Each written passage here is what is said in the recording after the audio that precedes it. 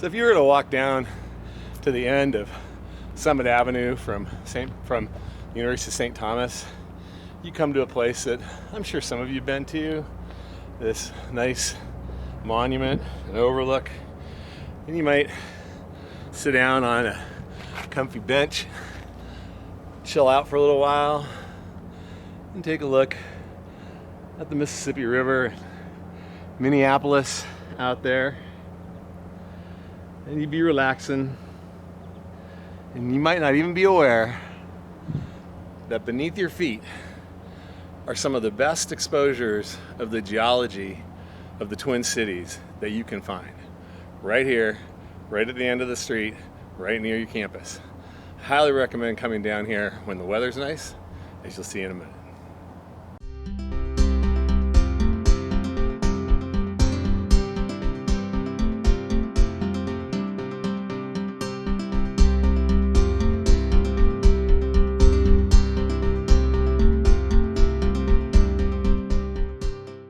So you walk down toward the end of Summit Avenue and you come down to this beautiful little park and a little plaza, and you look down and there's these beautiful paving stones and benches, and guess what?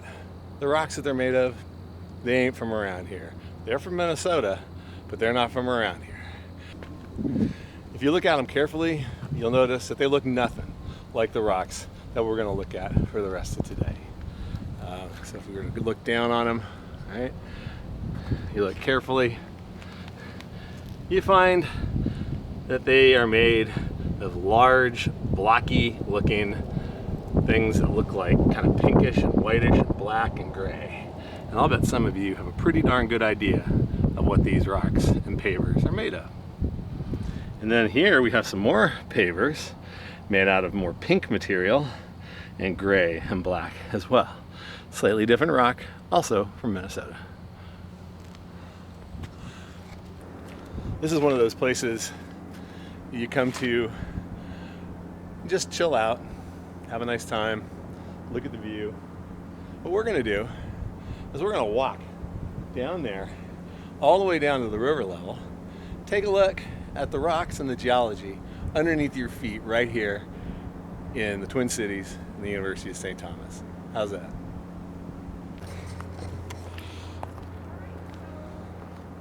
Yeah, so sometimes if you come down to the end of the street, you might look up there and see a bunch of students hanging over the edge.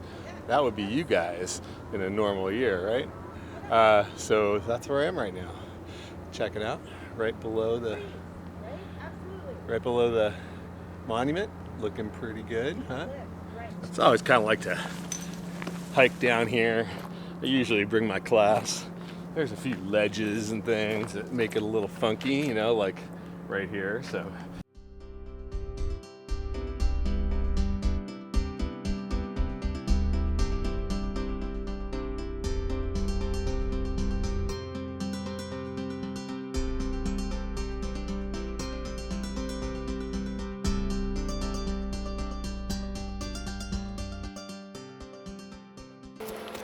Now the question is, can I keep recording and not fall as I go down the slope?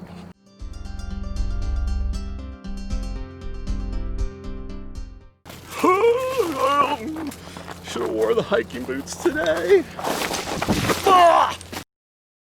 Welcome to the Mississippi River at the end of Summit Avenue, right by the University of St. Thomas. It's a nice, relatively low water day to be down here. Beautiful early fall day. As we scan around here, you might see some leaves starting to turn and the beautiful bridge upstream. And we happen to be right at river level, which is the start of the section of rocks exposed in the gorge here on the Mississippi and that underlie the University of St. Thomas. So let's go over and take a look at the lowest of those units. That behind me is the lowest of the rock units exposed here. You can tell it's a really popular place to go hang out, do a little graffiti. It's mostly graffiti right now, isn't it? So That, my dear friends, is the St. Peter Sandstone exposed here at the end of the street. A lot of people come down here, do fires, maybe do some illegal substances, drink a little beer. I come down here to look at the amazing rock. Now, I think one of the first things you notice when you come here, after the graffiti and the glass on the ground and things, is left here by numerous St. Thomas students, I'm sure, is how people have carved the rock. It is extremely soft, right? So like if you were to look right here, right, you can see where people have carved into it, and if I run my hand over it, you notice it comes off pretty dang easily. We would say that it is not very well cemented. If we come around here, you might also notice really fine layers in the rock, maybe a millimeter or two thick. It's very white looking, right? And it's very, very soft, okay? So, and if in places where it doesn't have a whole bunch of graffiti on it, you can see that it's layered, right? The layers are maybe, I don't know, 30 to 20 centimeters, maybe 50 centimeters thick. And so this rock has layers, and then it has finer, what we call laminations within those layers. And it's a very soft rock. And notice that the layers are kind of flat. They're not like tilting at some crazy angle. So now let's take a look really closely at this. I'm gonna get out the microscope. So if you could look at this with a little hand lens or a microscope, you could come in close to it, and what you might start to see is what I'm seeing now. Usually a blur, right? But then maybe things would start to come into focus a wee bit, and you'd start to see little glassy looking, very well-rounded features. Oh, look at that. Would you look at that? This is on my little cell phone. That's what this rock is made of. Glassy looking, very rounded little grains. These don't look like crystals, do they? No. They're all kind of they have a range of sizes, right? But they're nicely rounded, kind of frosty looking. When we think about the St. Peter Sandstone that we just walked through, we made several observations, right? It has beds. The beds are horizontal. The beds themselves have little fine layers within them that are they're parallel, very fine layers in them. We call those laminations. When we look at the grains in it, it is made of grains, not crystals. Those grains are glassy. And they're really well rounded, and they vary in size from maybe a millimeter to a half a millimeter, okay? I'll bet you would have a pretty good idea of what those grains are made out of, right? Why don't you take a guess? Did you guess quartz? That's what they are. Those are quartz grains. That is a quartz sandstone. It's almost pure quartz. So now it would be our job, after making those observations, to interpret that rock unit down there. And we would have to put those observations together with maybe a few other observations throughout this sequence to actually maybe figure out how that rock formed, all right? One of the things about the St. Peter Sandstone, if you looked at it and you noticed how it had those rounded grains, it has a lot of pore spaces in it. If you pour water on top of it, it will soak right in and pour right through. We say it's a very high porosity, high permeability rock, right? And it turns out, actually, that the St. Peter is an excellent aquifer. It holds water. If you want to have an image in your mind of what an aquifer looks like, the St. Peter Sandstone is a great example of an aquifer, especially a sandstone aquifer. So if we continue up, we're going to hike up this little slope up in here, and we're going to work our way up to the next unit of interest.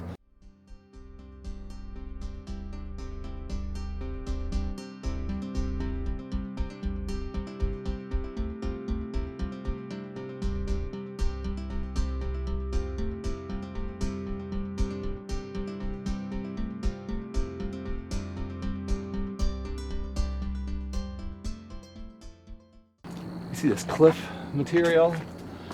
material, and then right at the base there, looking kind of blackish and kind of funky, that is the Glenwood Shale. So we get a nice little obstructed view with some beautiful trees changing color, nice, and like I'm being a good leaf peeper today. But sitting here at the contact below me is the St. Peter Sandstone, and then somewhere down in this mess of what we call cover, there's a contact where the two rock units meet each other, right? And here is the Glenwood Shale, just the upper part of it, just a little bit. And if I were to get little pieces of it, I don't know if you notice, but it kind of breaks up into little flat plates, okay? We call this way that it weathers, it's fissile, F-I-S-S-I-L-E. And one of the things that you can do with a rock like this is rub it on your tooth. And when I rub this on my tooth, there is no grit. I don't feel any kind of grittiness, it's not crunchy, it's really smooth. It's also not particularly tasty, but that's because it's made out of clay, all right? And a rock that's made out of clay is called a shale. This is the Glenwood Shale. Very, very finely layered. Notice also that the Glenwood Shale is wet. Right? Water is moving, is seeping out of the face here, kind of like a little spring. It's not flowing, but it's like that, right? And clearly water is being focused here, and there was hardly any in the St. Peter below us. And then right above us, right here, speaking of contacts, right here is the contact between the upper part of the Glenwood Shale and the next layer above it, the Platteville. Right? Here's the Platteville, very hard, really, really hard rock, okay? And for some reason, it's not very wet, but it's very wet right here. So somehow water must be accumulating here, right? Which is an interesting observation. So these are the observations that we've made of the Glenwood Shale. Right? It's made out of clay. It's finely layered. Right? It has almost no grit to it. Right? So it has very, very little in the way of coarser grains. None of the sand grains that we saw down below in the St. Peter. Right? So those are some important observations that we need to keep in mind when we're thinking about how these things form. Now, just above us is the Platteville Limestone. I'm in a little ledge overhang here. And now we're going to walk our way up through the Platteville and take a look at it along this hike. Sound like a plan?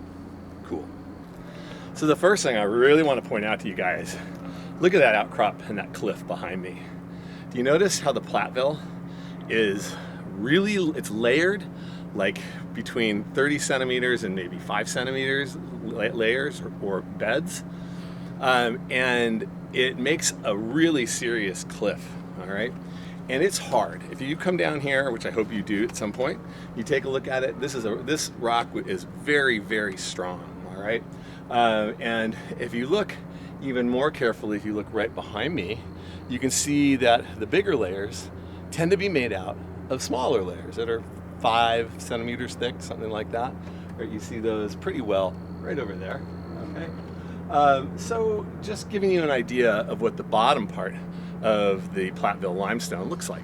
So let's go hike along our little cliff here.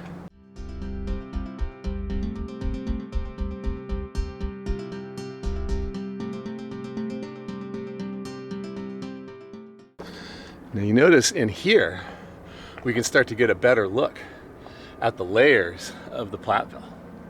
And you see they're sort of squiggly. They're not real flat layers. One thing to notice is that between these layers here, there's really, really fine layers of very fine material, not unlike the shale down below it, the Glenwood Shale. They're very fine grained layers, and then you have this very hard, resistant material here. I mean, this is really, truly hard as rock.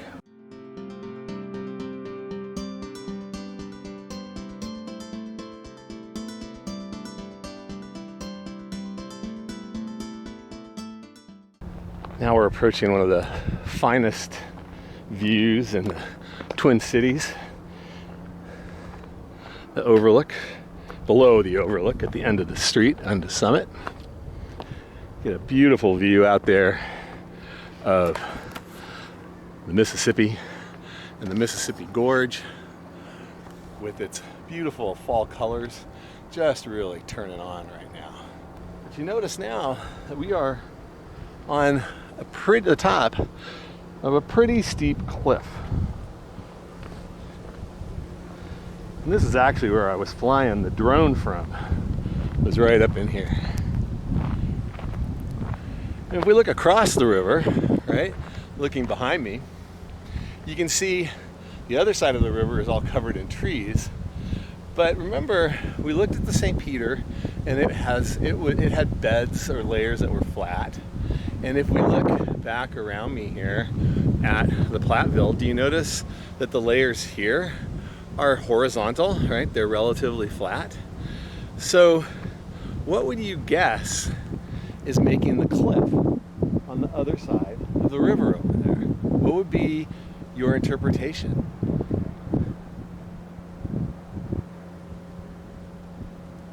What do you think you would find if you could paddle across the river and walk up the cliff there in the brush? What do you think would be over there? So one of the things that I should tell you, and I'll show you this in detail later on, is if we were to throw some hydrochloric acid on these, it would fizz like crazy, okay? So we're gonna work our way up through this and go to the next unit.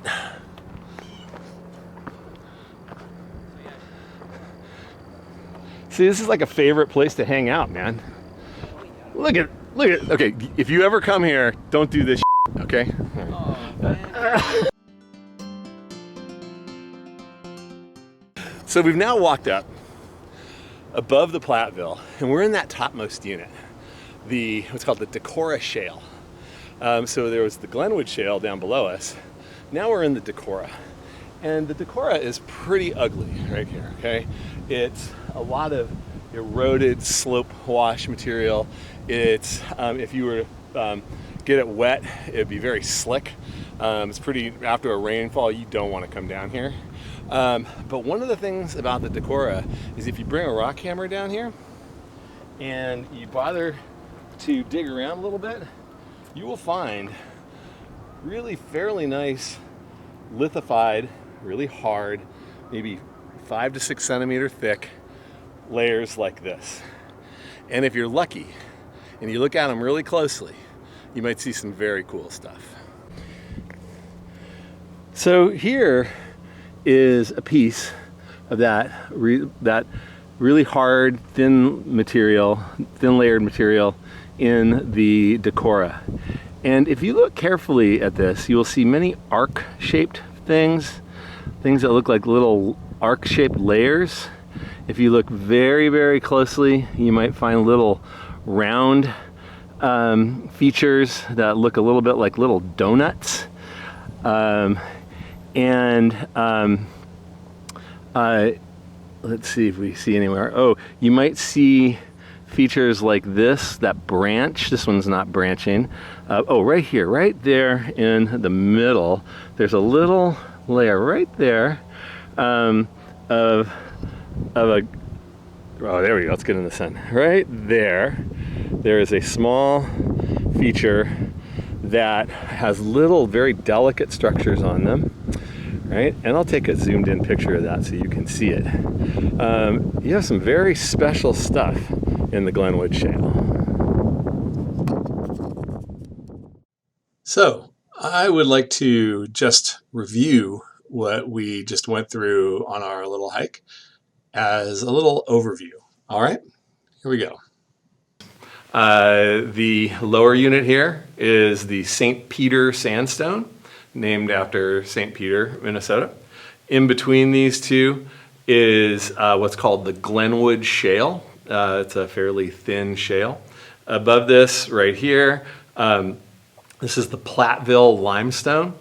And then above this is the Decorah Shale, named after Decorah, Iowa. Okay, so these names are named after the location where these rocks were first described, and that usually gave the geologist sort of the first right to name it, and so that's where they got these names, and they're named after a lot of them are locations from the upper Midwest. What is somewhat of a shocker, you can take these same rocks right here, and you can trace these exact same rocks all the way to central Arkansas. They have slightly different names. The Platteville Limestone is called the Platten. The St. Peter is called the St. Pete.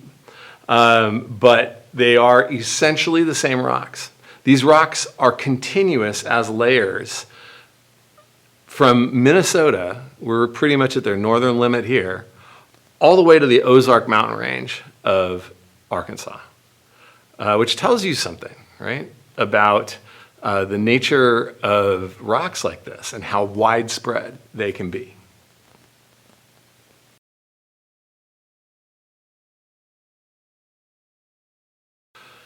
Now, it turns out that these rocks, as you see them here in this picture, are really responsible for there being a canyon in the Mississippi River here. This is the only place where the Mississippi River is in an actual canyon. The important aspect of this is that this Platteville limestone is thick and it's very hard to weather and erode, right? And so it's like a hard cap that sits on top of this very soft St. Peter Sandstone down here, right? And that St. Peter Sandstone is really easy to erode. And so if waterfalls fall onto this, it tends to erode the St. Peter underneath really easily, and then blocks of the Platteville limestone fall off down to the bed, and they weather and they get transported away. But what holds up, as we would say, sort of holds up these cliffs is the resistant Platteville limestone. Okay, it's very resistant, and we call that limestone because it's hard. It's a resistant layer, and then the softer St. Peter Sandstone is what we call a recessive layer. It's very soft. It's really easy to erode. We sometimes call these things slope formers and these things cliff formers, right? And so it turns out that the geology that's underneath the University of St. Thomas campus, what those rocks are responsible for the formation of this gorge, right, out here on the Mississippi River.